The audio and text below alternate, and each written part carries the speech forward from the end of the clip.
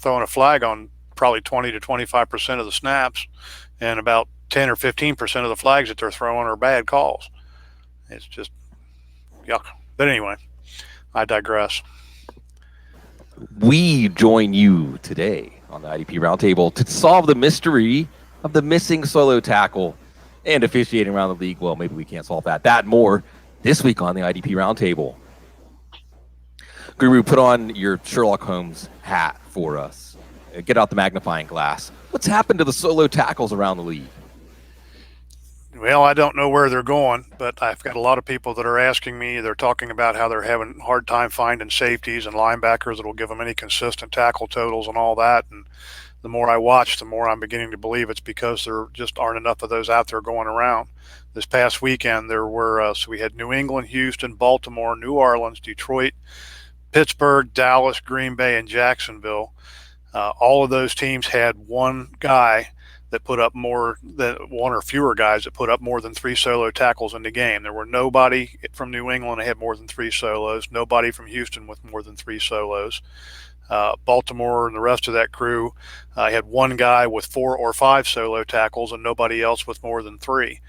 And I don't know if it's stat crews. I don't know if it comes down to all the shifting and substitutions and situational stuff that we're seeing, making the big difference where guys just aren't playing full time like they used to. But, if you're one of those people out there that's feeling the pain and can't understand why you can't find guys that are giving you consistent tackle numbers, don't feel like you're the only one out there that's having that problem. We're all dealing with that right now. And it may just be where the game is going at this point. But if you can find somebody that'll give you a solid 5 tackles every game, those guys are golden at this point. Maybe golden, Matt. Always happy to be joined by Matt Schauf from Draft Sharks, SCHAUFDS.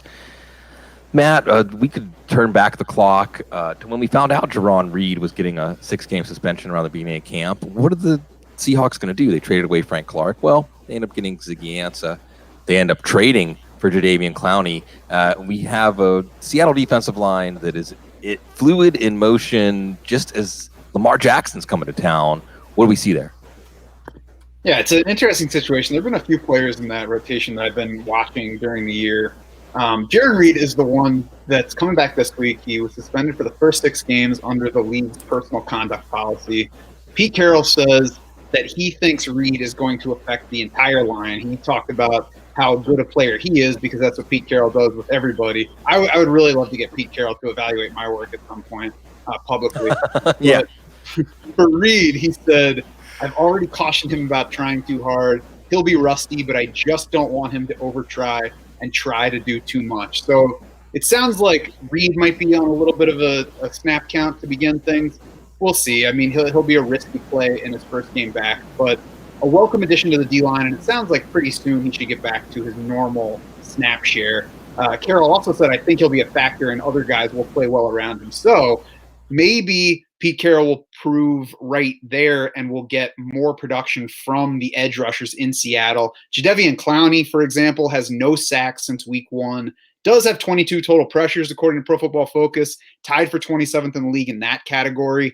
The only guys that currently have as many or more pressures as Clowney does, but fewer sacks, or as many or fewer sacks. Fletcher Cox with 0, Geno Atkins with 1. Everybody else that has at least as many pressures as Clowney does has 2+ sacks to this point. So I think more are coming for him anyway. Maybe Reed in the middle helps that some. Clowney's also tied for 20th in the league in pass rush win rate, according to ESPN. That is how often a pass rusher beats his man within 2.5 seconds. Ezekiel Ansah looked like he was going to help us early. He got a sack in his second game back from injury, but has slowed down since then, has not graded well the past 2 weeks. His pass rush win rate is at just 11.9%. That's about half of what Jadeveon Clowney's is. Ansah is outside of the top 70 there, and that might be why his playing time came down in week 6. Ansah was ramping up. He came back at 32%, then hit 62, 64%, and then 39% the last time out. So that's going to be something to watch, see if that was just a one-game thing or if they're going to limit Ansah's playing time a bit. Quentin Jefferson has been the most constant. He hasn't really been delivering numbers. Like Clowney, he doesn't have a sack since week 1. Both of them only have sacks against the Bengals in honor of the guru here. But Jefferson does have 4 more total pressures than Clowney. So he's been producing. He's getting near the quarterback. He's got 3 more quarterback hits than Clowney on the season. 1 more sack. Again, that came in the Cincinnati game. But Jefferson, I'm going to watch his playing time because he plays some of the time inside, but he's been splitting between defensive tackle and the edge, been playing more on the edge a lot of the time. So Jefferson's playing time might be just fine. Carroll talked him up this week as well. So if Jefferson stays on the field and plays plenty of time on the edge, we could see better numbers from him going forward. He's a guy to at least keep an eye on, maybe hang on to if you have rostered him to this point. Rasheem Green has actually been third in playing time among their defensive linemen so far. Limited pressure so far, 15 total. So I wouldn't expect big numbers from him, and I wouldn't be surprised if his playing time comes down a little bit. We talked about the tackles. Nobody up front for Seattle has really given us that many tackles, so it's been especially noticeable when they don't generate a sack, because then they're just not giving us fantasy points. Now, I don't know about the league-wide tackle issue, but for Seattle, there's only been 5 defenses so far that have spent fewer plays per game on the field than the Seattle defense. The 49ers, the Colts, the Ravens, the Chargers, the Patriots. So I think the Seattle offense should remain efficient. I don't think that's going to be a problem that goes away. I don't think tackles are going to become a great source of value for the D lineman, but we could see a bit more pass rushing productivity with Jaron Reed back in the lineup. John, speaking of pass rushing productivity, feel free to chime in your take on the Seattle line as it continues to change, hopefully for the better. Pass rushing productivity was the name of the game for Shaq Barrett. Somebody out there that Seattle could have signed. Tampa Bay got him. He looked like he was making himself a lot of money, but is the clock striking midnight for our September Cinderella sack artist?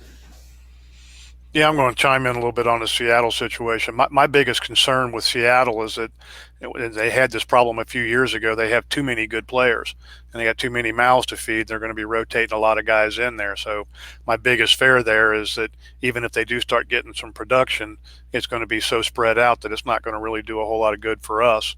And the other issue with tackles there is that when they're at home, they're probably going to get more assists awarded than they are tackles. That's been a consistent thing with their stat crew so far this season and dating back to last season as well. So how many times have we seen Bobby Wagner with 4 solos and 6 or 7 assists or more? So that's an issue there as well. Yeah, so the thing with Shaq Barrett, 9 sacks in the first 4 games, and all of a sudden it's like somebody turned off the faucet and he dried up the last 2 games. He's had 2 tackles, 1 assist, no sacks. So if you're trying to figure out what's going on with that, and we've seen this story repeated over and over throughout the NFL over the 20-some years that I've been playing fantasy football, and what you have is a guy that comes out so hot, and all of a sudden you've got offenses game planning specific ways to shut him down or take him out of it. And that's basically what we've seen. They're chipping, they're double teaming, they're putting a tight end on that side, and they're just making sure that he doesn't get to the ball. And that will continue until or unless somebody else starts keeping the offenses honest and starts putting up some plays. Right now, I think they've had 3 sacks on the season that weren't put up by Shaq Barrett. And up until these last 2 games, there was only, I think, Carl Nassib was the only one that had a sack besides Barrett through the first 4 games. There is some hope. Nassib has 2 sacks, I believe, in the last 3 games now. We've got Jason Pierre-Paul who's returned to practice, and just his reputation alone is going to have offenses paying some more attention to him. So I think Barrett's going to rebound, but I will be surprised if he has 9 sacks between now and the end of the season to match the 9 that he had in the first 4 games.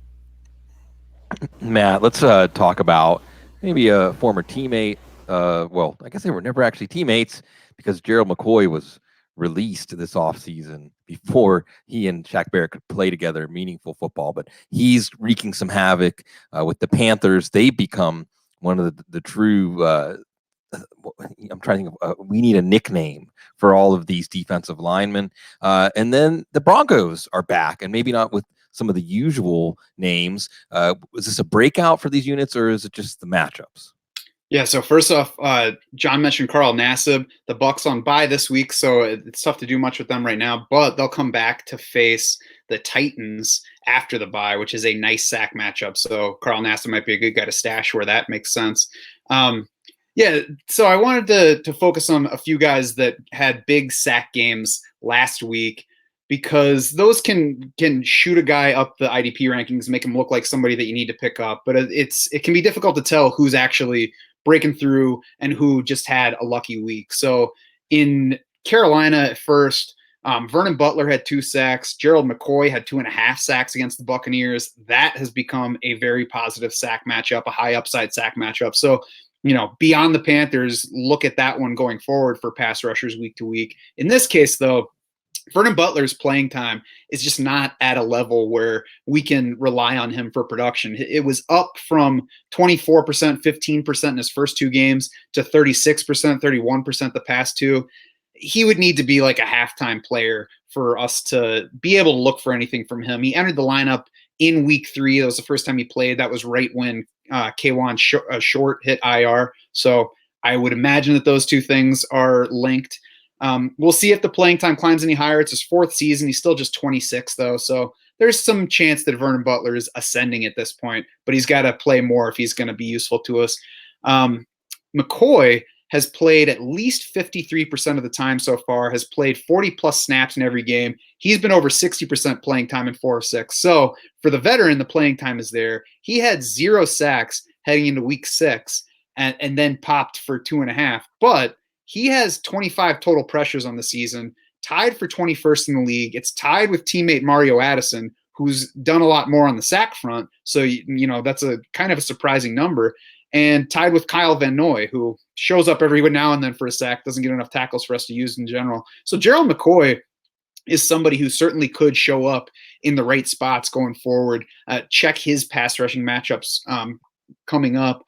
Related to those guys in Carolina, Brian Burns' playing time has come down, though. The past 2 weeks, he's been under 50%, went from 57% a couple weeks ago to 45, then to 41. So he's still delivering. He's had at least a half sack in 5 straight games, a full sack in 2 straight. He's got 4.5 sacks for the season. So if you're in a sack-heavy league, you can still take a shot on Brian Burns, but the playing time's going to hurt, and he's not likely to give us numbers if he doesn't get to the quarterback. So he's becoming riskier, and Bruce Irvin has actually topped 60% playing time each of the past 2 weeks. So I would imagine that Brian Burns is a slight guy. He's already dealt with multiple injuries this year. I would imagine that Carolina will settle him in at that under 50% rate and not overexpose him so that he can be a more effective pass rusher when he's in there. The Denver guys that we mentioned, DeMarcus Walker, Derek Wolfe, each had 2 sacks against the Titans in week 6. And like with the Panthers, that's the key. They were playing the Titans. And although the Titans don't give sacks away to everybody, the Falcons, they do give away sacks to plenty of people. It's one of those matchups where your team can just explode. And that's what Denver did this past week. DeMarcus Walker is averaging just 20 snaps per game on the season. That's not going to be enough for him to produce for us to rely on him for any IDP scoring. So I would ignore those 2 sacks. Derek Wolfe, you can kind of ignore. He's a starter. He's a full-time player. We see him pop onto the IDP radar at times.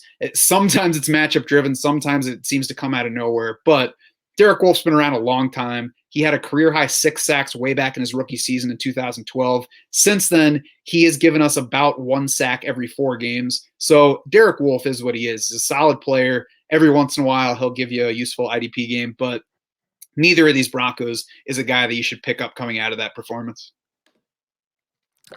John, for the second time in just a few years, the Rams made a really big trade, even bigger trade than the first one, which there's a larger topic here of, giving up a 2nd and a 4th for Marcus Peters and then changing your mind about him long term and giving up 2 firsts for Jalen Ramsey. But that set off some trade cascade, including Marcus Peters going to a new team. How do we sort out the IDP impact of this merry-go-round? Yeah, I think there's going to be a lot of ripple from this, but jumping back real quick there, Matt, the Falcons I would say the Titans probably offered them some opportunities for sacks, but they don't have anybody that can go take them. So, I don't think that was a matter of the Titans all of a sudden playing better. Now you make Grady Jarrett angry. Well, good. Maybe he'll do something then. All right, so Marcus Peters, big trade. Two big trades actually, both related. Marcus Peters is out. They bring in Jalen Ramsey. I'm not sure how much fantasy impact the swapping out of the corners is going to have. Peters is a guy that didn't really fit well with the scheme that they were running. He's more of a zone type guy. They brought in Ramsey, who's much more adept to man-to-man coverage. He's one of those guys that you can put on an opponent's best receiver and basically eliminate him from the game. In his heyday, when he has a good matchup with somebody that they're going to continue to try to feed the ball to, despite who's covering him, Ramsey will give us some good numbers. Peters is a guy that he's going to make a lot more big plays than he is tackles. He likes to take a lot of chances, which goes along with that style of defense. So from the fantasy perspective and the IDP perspective, I'm not sure that either of those guys are going to put up much different numbers where they're at now. I think the thing that I find most interesting about all these is some of the secondary, which is the Kenny Young finally escaping Baltimore for somebody that might actually put him on the field and let him play a little bit. This is a guy that's been highly productive on a per snap basis ever since he came to Baltimore last year. I don't know why they wouldn't give him any opportunity to play. I mean, heck, they started Keith Byers and L.J. Fort were their starting inside linebackers this week. Where that came from, and I know Onwuasor was hurt, but you've got maybe they were just planning on trading Kenny Young at that point, so that's why they didn't want to put him on the field. But whatever the reason was, the guy's shown well when he's been on the field. He's made a lot of plays. I haven't seen any major problems with him. Going to a situation where with Micah Kaiser going down early in the season, the Rams have been looking for somebody to start alongside Little. And I think Young, it may not be immediately this week, but I think in very short order he's going to get an opportunity to make an impact there. And I wouldn't be surprised to see him logging 70, 80, maybe even 90% of the snaps within 2 or 3 weeks. If you're in one of those leagues where the competition is heavy for picking guys up and you need to jump out there and grab somebody like this before the competition gets wise to it, before he has an opportunity to go out and put up some big numbers, this is a guy you probably want to tuck away on your roster for a couple of weeks just until we get some time to see how that rolls out. And if you're in one of those leagues, you might be like our chat room regular, love him, Cal Buto. Sorry if I said your first name wrong, man. McFarland. Maddie says, I just picked up A.J. Johnson. Who is this guy? We got that and a lot of other linebacker notes around the league. Yeah, baby. We just happen to have A.J. or Alexander Johnson right here leading off the linebacker notes. He is the new starter next to Todd Davis. He took over for Josie Jewell, just like John said a couple weeks ago, thought might happen. He played 87% of the time in week 6. Josie Jewell was back from his hamstring injury. He was active. He did not play a single snap on defense. So it is Alexander Johnson's gig. You can call him AJ if you don't want to have to say Alexander every time. We've got lots of Hamilton fans around my house, so I don't mind saying Alexander. A team high 9 tackles, 6 of them solo, 1.5 sacks in that week 6 game. That came after Johnson started in week 5 as well with Jewell out. 8 tackles, 5 solo, 2 passes defensed in that game, an interception as well. He got a game ball from Vic Fangio. After the week 5 game, Vic Fangio was like, I don't know, Josie Jewell might play in week 6. We'll see. I don't know if he's going to rotate in. He's not going to. It's Johnson's job now. So pick him up and play him going forward. In Jacksonville, Najee Good, a week after he replaced Quincy Williams in the 4th quarter, he replaced him for Good, 95% playing time against the Saints, 4 solos, 2 assists, 1 sack, 1 pass breakup. Quincy Williams played nary a snap on defense. So the rookie's disappearing for now, at least. A solid matchup for whoever's on the field against Cincinnati in week 7. I think Najee Good looks like a lower end option there. David Mayo looks like he's going to remain a thing for the Giants. He started next to Alec Ogletree this past week. Tay Davis was also back healthy along with Ogletree for that game, but Tay Davis was not in the defense. Mayo played 71% of snaps versus the Patriots, 8 solos, 4 assists in that game, half a sack. Playing against the Patriots is going to be a solid spot for linebackers because they're going to be running the ball plenty. They're going to be winning. They're going to give you tackle opportunities. David Mayo took advantage of that one, and he's got another good spot coming up against the Cardinals in week 8, which makes it easier to stick with him, even though he was only a 71% player the week before. We'll see if things continue. In Miami, Raekwon McMillan is suddenly leading them in tackles. 8 tackles against the Chargers in week 4, 9 tackles against Washington coming out of the bye in week 6. He played 64% of the snaps and 51% of the snaps in those 2 games. His playing time actually came down this past week. And Jerome Baker, who is their top playing linebacker anyway, and Vince Beagle also played ahead of him against Washington. So I don't know if we're going to keep getting numbers from Raekwon McMillan. I would hope that most of us are not looking that far down the linebacker list for a starter at this point. But, I mean, Raekwon McMillan's an option if you are looking down there for somebody. And Sammy Guavoin looks like he's about to disappear. Harold Landry is making more tackles than I would have anticipated when he came into the league. I thought that we were looking at this, smallish edge rusher who was going to be on the field 50 to 60% of the time, not be worth a whole lot unless we were playing in leagues that not only reward for sacks, but, give us points for tackles for loss, maybe QB hits, whatever. But Harold Landry's delivering tackles right now. He's tied for 3rd on the team in run tackle solos. He is just 1 behind Jayon Brown and 2 behind Rashaan Evans for solo tackles on pass plays. 4 of those are sacks to this point, but he's still involved in other plays as well. He's only spending a few snaps per game in coverage, so it's not that they're misusing Harold Landry. He's just active when he's on the field, and he's playing between 80 and 90% of the time so far. Fairly low in total pressures, just 15 for the season with 4 sacks among those. So maybe the sack production won't be there this year, but if he's giving us tackles, it's going to make us a lot easier to keep him in a lineup and see what happens on the sack front. We'll see if his body can hold up to, the rigor of playing every down.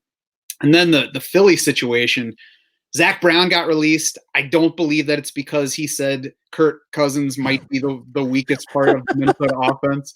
I think it's because dumping Zach Brown is just what NFL teams do. Tennessee did it. Buffalo did it. Washington did it. Now Philly's done it. He's just not that good at football. He's just good enough to get on a roster, stay there for a little bit, and then finally the taste just gets to be too much. And I can't take this anymore. We're out of ketchup. I got to get rid of this guy.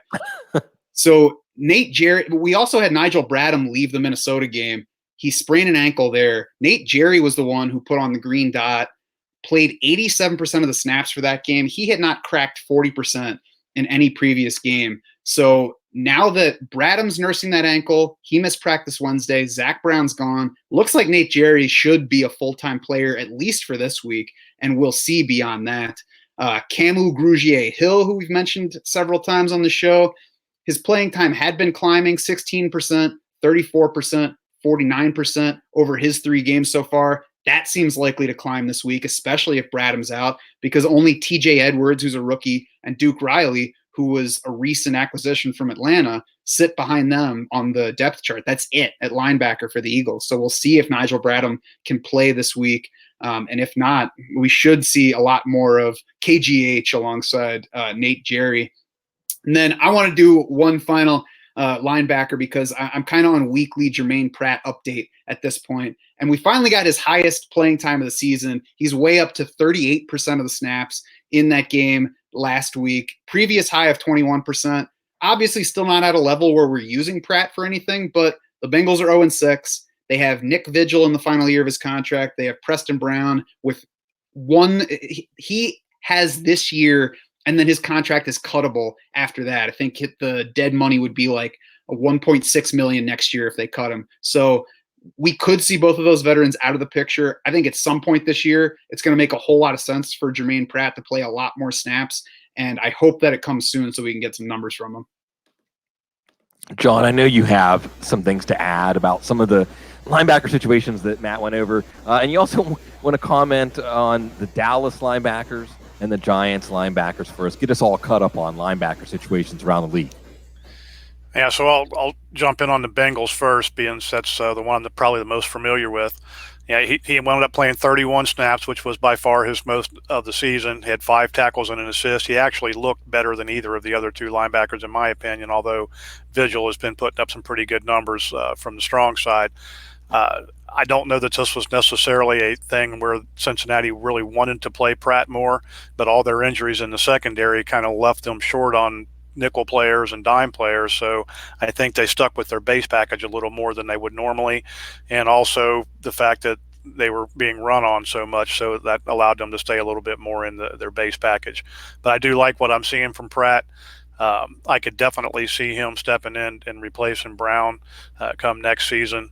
So those of you in dynasty formats probably want to try to get this guy stashed. Um, on the Eagles situation, yeah, I kind of scratched my head. When I saw him release Brown, I was like, okay, well, that makes sense. And then when I realized that Bradham was injured too, I'm thinking, well, they just cut one guy and they've got another one that probably is not going to play this week. He hasn't practiced so far. So that pretty much throws the dart at the bullseye for me and says that Camus Grugier-Hill is ready to assume his full-time role that they wanted him in to begin with. And I agree with Matt completely that I think Nate Jerry and Grugier-Hill are going to be 80, 90%, maybe even 100% players going forward, at least in the near future until Bradham's able to get back on the field. So Grugier-Hill is one of those guys that I picked up in a bunch of leagues and stashed him, hoping that we get to that point. He really hasn't been all that productive in the past, but we know the Eagles have been really high on him, and they expect big things from him. So I'm going to keep my fingers crossed that comes to fruition. The Dallas situation, that's a litlittle puzzling for me because you've got two outstanding linebackers, but they're not playing either Smith or Van Der Esch full time. I think Van Der Esch was probably right around 87% this past week, and that's plenty of opportunity for him. But why are neither one of these guys playing every down? And we actually saw Lee this week step up to 60% of the playing time, which is the most he's had this season by far.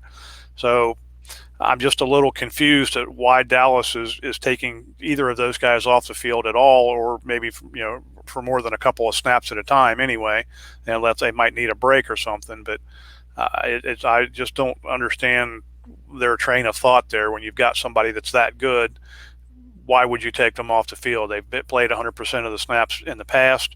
Obviously, it's not a situation with them not being up to it or conditioning or anything like that. Just it's a little bit confusing. And, even if they're only off the field for 10 or 15 snaps, that's for both of those guys, 1 or 2 tackles in a game, and that can add up by the end of the season. So the Giants, I agree pretty much with everything Matt said. Mayo has played well, much better than I anticipated that he would. Ogletree, the 9.31 that he put up this week was actually his best fantasy production since like the third week of 2014.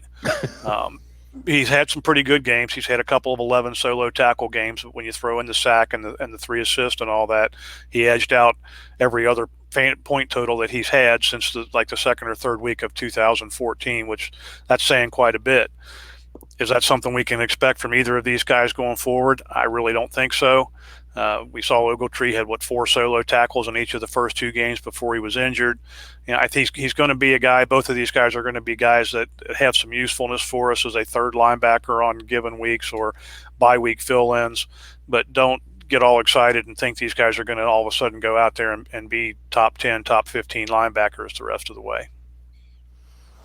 Matt, let's go to the secondary and talk about a few players, again, where we're watching some of these roles to see what's going to happen here with Kamal Ishmael down in that I call him the welcome mat of the NFL, the Falcons defense. The Thompsons in Arizona in the secondary there, and then the ongoing saga, another guy that teams just seem to like to let go, Morgan Burnett. Yeah, welcome Matt, Turnstile, Matador, choose your favorite moniker. Kamal Ishmael, so Atlanta tried to marginalize him a bit by trading for John Cyprien. They sent Duke Riley to the Eagles, got John Cyprien back, and then John Cyprien landed on IR last week, which that's even a quick turn for him. But so he's out. Kamal Ishmael went from 63%, 67% playing time the previous 2 weeks to 100% of the defensive snaps against the Cardinals. If he's playing there, he's going to be useful at times. He hasn't put up big numbers so far. 6, 10, 6, and 6 total tackles. Only one of those 6 tackle games saw him get 6 solos. So been marginally useful so far. Hasn't given us any plays in coverage. We'll see if that increases going forward. 100% playing time will help. And I'm sure that we'll see the Rams throwing on Atlanta plenty this week. So maybe we'll get more stuff into Kamal Ishmael's range. But he's usable going forward. In Arizona, we had DJ Swearinger get dumped a couple weeks ago. question was who was going to replace him. The answer remains multiple people. Last week, we got about 2/3 playing time for both Jalen Thompson and Deontay Thompson, the two rookie safeties. This week, they split it again. Tremaine Brock returned. He left last week's game early with an injury. He's the slot corner, so his departure allowed Budda Baker to play more time in the slot, left more safety snaps available for the Thompson twins, and they're not related, but I want to call them that because I was born in the 80s. Mm-hmm. This time, they both played about half the snaps. Deontay Thompson played 52%. Jalen Thompson played 48%. At that level, neither one is going to do a thing for us. And with Tremaine Brock back, Budda Baker is going to play more safety, whereas last year he spent more time in the slot. He gave us good tackles this past week, 8 tackles against Atlanta, but the Falcons have been one of the best DB matchups for fantasy scoring all year. So that's a spot where he should deliver. He should be fine against the Giants in Week 7. Budda Baker has another positive matchup against San Francisco in Week 9, which you wouldn't think that the Niners would be a positive matchup for DBs this year because they're running the ball on 56% of their plays. But I guess when the running back gets all the way through the defense and the secondary has to make those tackles, then it becomes a solid matchup for the DBs. So Budda Baker should be okay for that one. The final one I'll mention is Morgan Burnett, who returned from injury in Week 5 on the Monday night game, played a third of the snaps in that game, while Jermaine Whitehead, I always worry about whether I'm going to say Jermaine or Jordan because they're both starting safeties at this point. Jermaine Whitehead remained a full-time player. That is still the case, and Morgan Burnett's playing time dropped to 23% this past week. So Morgan Burnett should absolutely be dropped anywhere where he was still owned in an IDP league. The Thompson twins reference, Matt. Some of your best work, man. Oh, thank you. If we ever got to do the show together and I didn't get to experience that, then I would be much poorer for it. I'm going to try to save the guru's voice. He's got some injury notes. And John, I want you to, after I'm done, chime in with any of the injury notes before I toss it to you for matchups. I want you to be able to save your voice here. So I'm going to run these down. Akeem Hicks, a big loss for the Bears. And that could be something that affects the run defense. Roy Robertson-Harris, UTEP. Nick Williams, former Steelers draft pick, Bilal Nichols, all guys that are getting some more playing time. Speaking of the Steelers, Stephon Tuitt goes down. Can't have anything good. A big win over the Chargers. Tyson Alualu, former top 10 pick, is going to fill in there. Jayon Brown, outstanding inside linebacker for the Titans down. Now Wesley Woodyard is back. Dante Hightower, it had been a while since Dante Hightower had been hurt. It seemed like too long. Well, shoulder injury. 2 weeks. Yeah, right. It's been this many weeks since Dante Hightower got hurt. Of course, Jamie Collins and Kyle Van Noy may be solidified there. Talk about the Onwuasor ankle and Josh Bynes and LJ Fort. But, you're going to be trying to tackle Chris Carson a lot this week. We went over those Eagles linebackers and Nigel Bradham. John Johnson has been outstanding in the Rams secondary going out. Rookie Taylor Rapp is going to get on the field. A lot of questions in the chat room about Rashad Jones, and Guru, maybe you can talk about this one specifically, as he's got a couple of injuries. Again, the Bengals are missing both of their starting corners, so maybe B.W. Webb and Darqueze Dennard will be back soon. Kendall Fuller has a thumb, so we see some more Morris Claiborne. Anthony Hitchens back. Darius Leonard, I love that Darius Leonard's back. I love watching that guy play. Clayton Gathers also back, and JPP, maybe not back this week because he's on bye, but back in practice, always a good sign. So talk about Rashad Jones real quick, John, and any of the other things you want to add some spice or flair to from the injury rundown, and then give us those matchups for Week 7. I'm going to backtrack a little bit more and pitch out my theory on the situation with Kamal Ishmael in Atlanta. I think his extra playing time had a lot to do with Marcus Trufant being out this past week. With the turf toe, I think that stretched him a little bit thinner, and they had KZ playing a little more on the outside, more of the slot corner, and which allowed Ishmael to spend more time at the actual strong safety position.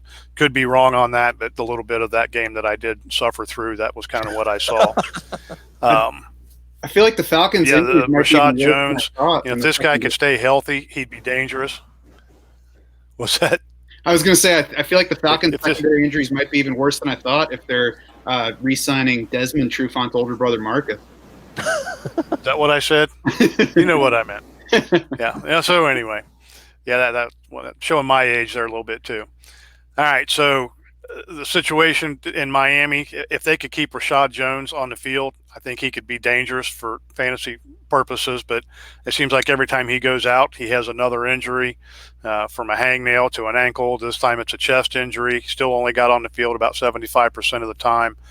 He did manage to lead the team with 7 solo tackles, that's a good thing there. But I think that has a lot to do with the linebacker situation, which, as we've already touched on, is a little bit curious and confusing there with playing time and who's doing what and how they're using guys. So at this point, the Miami defense is pretty much a dumpster fire. Trying to make much sense out of any of it is a little trying on the patience from week to week.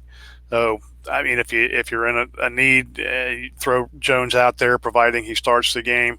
But I think you're taking a chance, playing a little bit of roulette with him every time you put him on the field. Some of those guys that with the injuries, with Jayon Brown, we know that Wesley Woodyard's going to step back into an every down role or near every down role until he comes back. So Woodyard's a guy that was going to put up some pretty good numbers. Grab him.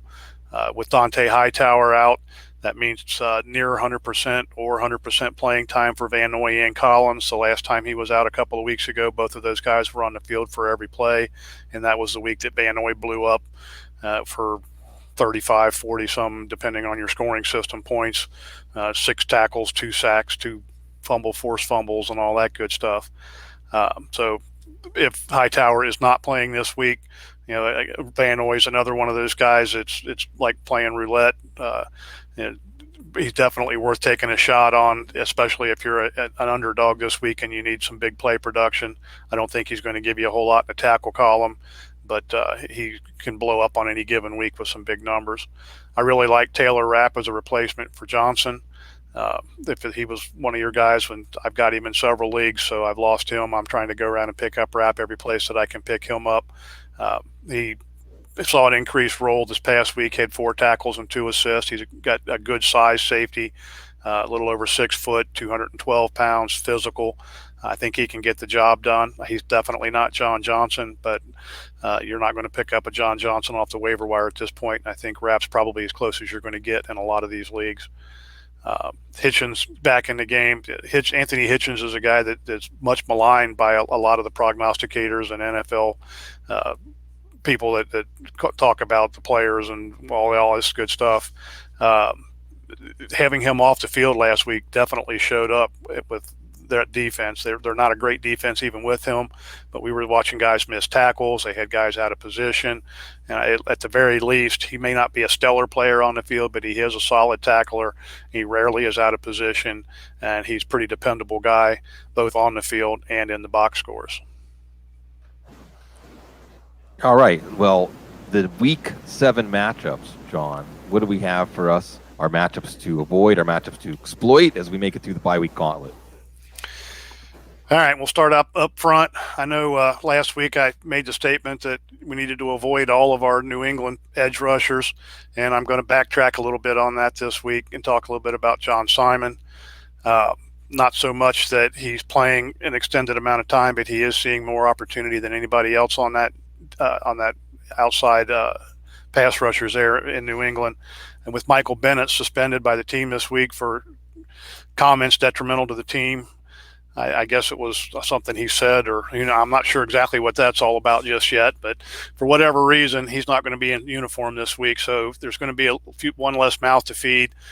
Simon has seen better than 40% of the playing time in 4 of the last 5 games. He's been well over 50% in 2 of those games, and a matchup with the Jet is something that we could probably take advantage of. Even with Sam Darnold back this week, they still gave up 3 more sacks.